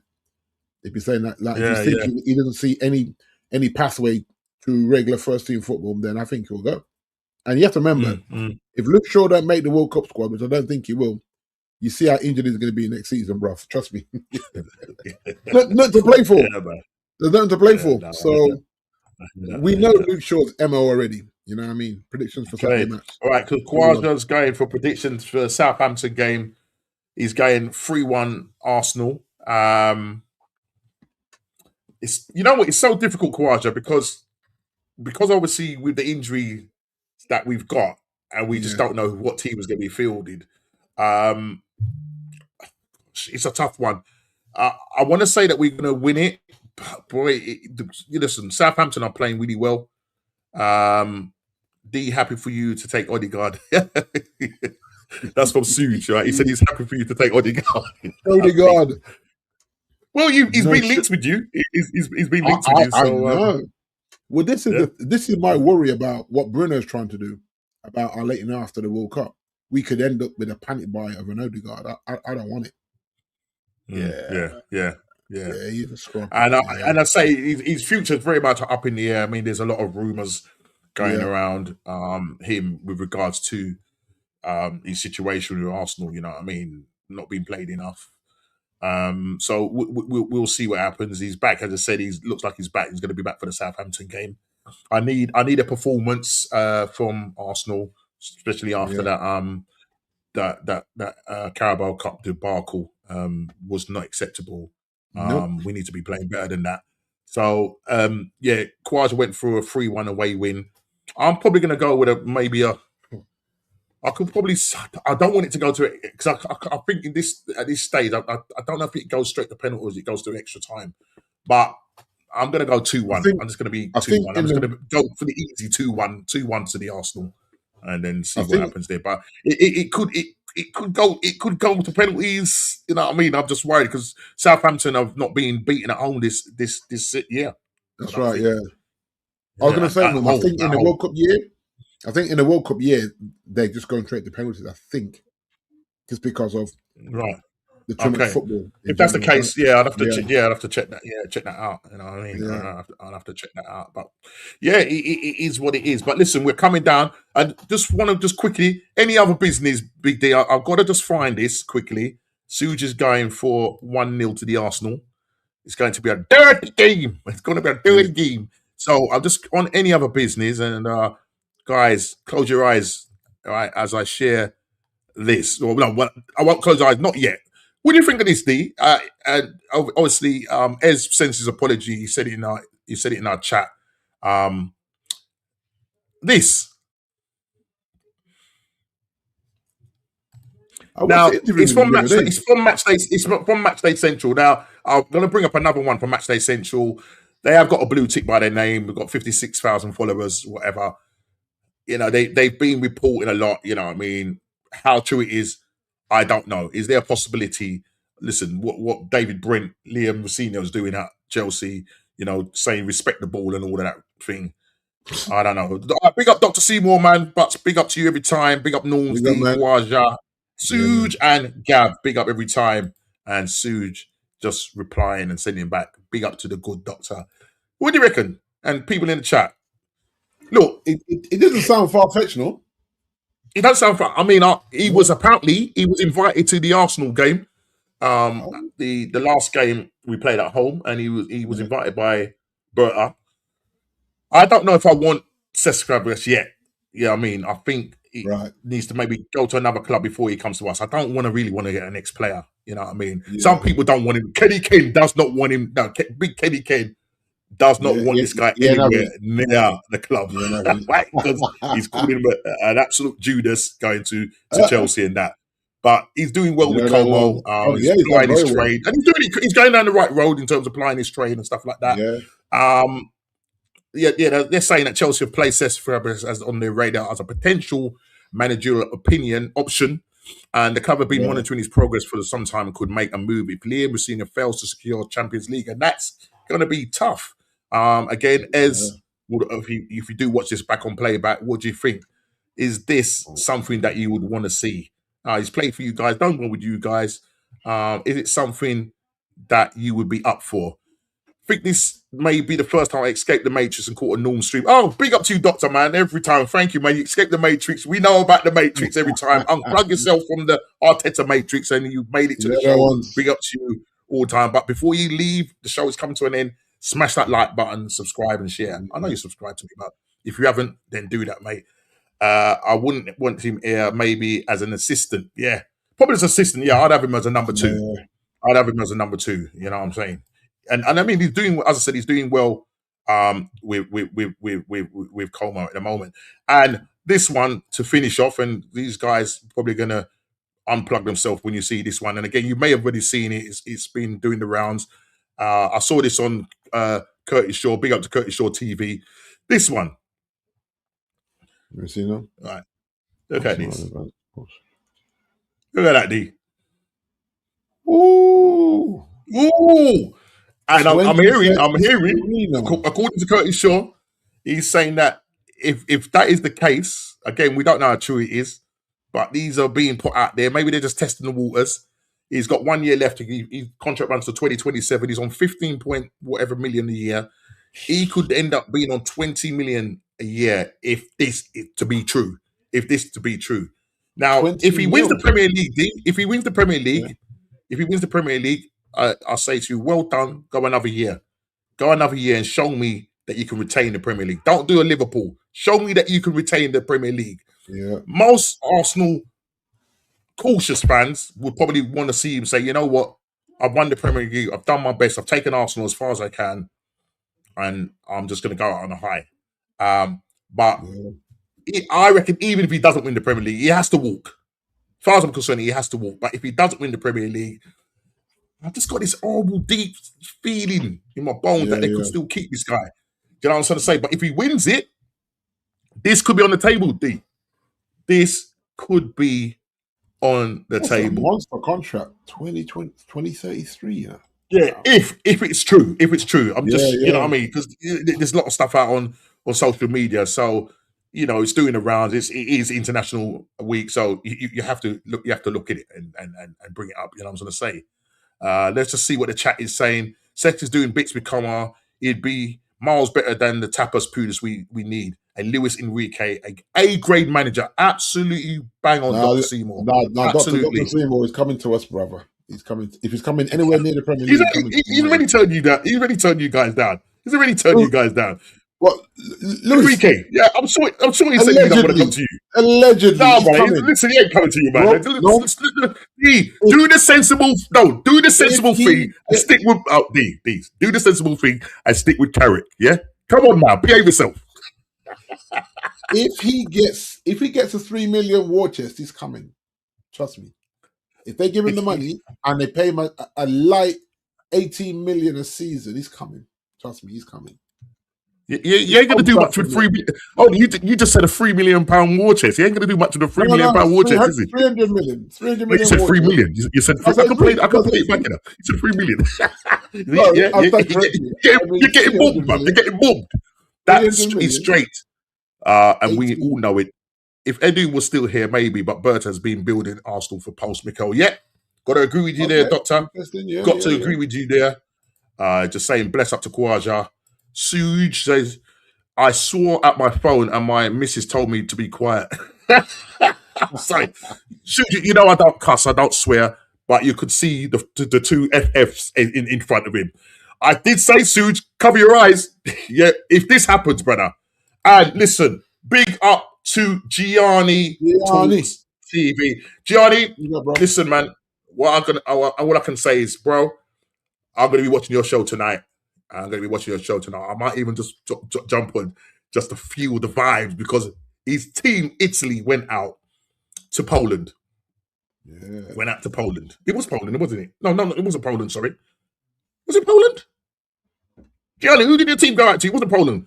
Because Sweden beat Poland. It wasn't. Sweden beat Poland. You went out to Bosnia. That's it, Bosnia. Yeah? Bosnia. And I know that Gianni, listen, I'm going to have to wear special air defenders when Gianni deals with this tonight. Yeah? 9:55, go to Gianni TV. He will be talking about the game. If Arteta signs a new contract, Burton needs to be sacked. That's from Suge. Big up Gianni from Dr. Seymour. Gavin just saying big up Gianni. Big up Static, man. The Gilberto of the mods. With the Perez and Kawaja and Static. No, Cesfregad's doing very well for Como. He just needs to win trophies now, whether it's for Como or someone else. Yeah, and Kawaja just putting in Gianni's channel. Please, Static, put in your Instagram link in there as well, because you're doing some great match reactions on that. So put your thing in there, which you have done. So that's great. Hey, Nordskin, Big D. I can't stay, boys. Have a good show. Okay, we're coming down, man. We're coming down. We've been going for an hour and a half. nearly 2 hours actually. And the chat has been absolutely brilliant. Just sitting there listening to big man just talking about ball. You know what I mean? And just Courage is saying big up to Gianni TV, the legend he is. 16 likes and subscribe. Look, come on, let's get that to 20 likes, man. Let's get that to 20 likes. Come on, let's get that to 20 likes. Big up Static. Take care. Congratulations, Gianni, on 305 subscribers, mate. Come on, big up, doing the work and doing it well, mate. Those marathon streams, man. I don't know how you do it, bro. You know what I mean? Been drinking the Red Bull, mate. You know what I mean? That's Bosnia. That's it, Bosnia. Bosnia. Just everybody just reminded me it's Bosnia. And keep up the good work, Gianni TV, mate, from Kawaja. Big up Gianni from Suj and Bosnia Herzegovina. So they lost out to them on penalties, losing 4-1 on penalties. And as I say, I will be tuning into Gianni tonight. And he ain't gonna be nice, Big D. He ain't gonna be nice. But look, the weekend will be upon us soon. Obviously, Easter weekend and everything. And we will be featuring in the FA Cup quarterfinals away to Southampton. I've gone with a 2-1 win. I think Suge went with a 1-0 win. Everybody else want to put in a score? What do you think it was going to be? Kawaja went with a 3-1 away win. So before we leave the chat, just put in a chat, does Arsenal go through to the semi-finals of the FA Cup? Yes or no? Just quickly spam that in the chat. Yes or no? Does Arsenal go through to the semi-finals of the FA Cup this weekend? Dr. Simo going 2-1 to Southampton E Fears. Yeah, man. Wow. Listen, they're playing well at home, and I don't blame you. I don't blame you for saying that, bruv. I really don't blame you. But it's been a great show, fantastic show. D, thank you very much. What's the name was meant to be on? Matty Sabangoon. He said he'll try and do it, but he's been busy at work. So I was looking for him to sneak in, but he's been busy at work. But big up to Matty. No, you would have been on if you could make it. But big up to you. Big up to everyone in the chat. As I say, FA Cup weekend, following weekend, back to the Premier League. 7 cup finals, guys. Can Arsenal do it? Are we cheating? The question is, this is the question I'm posing. This is one of the questions I'm posing. To cheat or not to cheat? That is the question. Is Arsenal cheating their way to winning the Premier League and saying that their players are injured?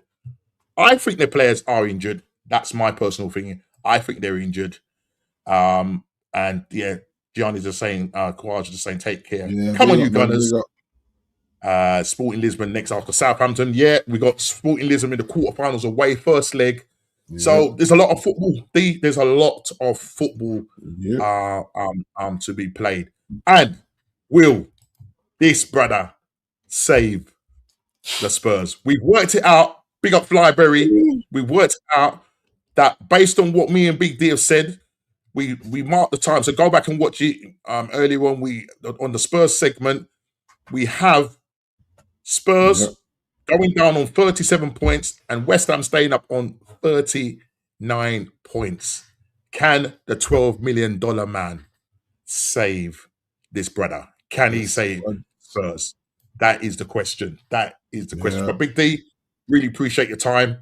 No worries, bro. And as I say, we go again next week. I'm sure there's going to be a lot of stuff coming out. Anyway, just one other big thing. Big up to what's their name? The African team that won the African Cup of Nations, and they're trying to take it off of them going out. Senegal. Yeah, going out and parading the cup. Big up to them, man. They're fighting the cause to try and see if they can overturn it. So I don't know what's gonna happen there. That's gonna be interesting. Not gonna lie, that's gonna be interesting. But listen, we'll see. We'll see what happens. Dr. Seaman, so why would Zerbi even take the job just for the bread? That's what it's looking like right now. And it's very nice. It's very nice. Hey, it's very nice Ardo. Hey, everyone tasted Ardo bread. It's nice, the hard, sweet Ardo bread when it just come out in the oven. That's what he's gone for, the sweet bread. He's gone for the sweet bread, brother. He's gone for the sweet bread. But people, as you go out, please smash the like button, subscribe and share if you're new. As I say, I'm on the road to 1K. I think I'm 16 away. I could come off this stream now and I might be 20 away. I don't know. So, you know, you get some, you lose some, you win some. But listen, share it out to your friends. Subscribe and share if you're new. I say on the road to 1K. Take care and God bless.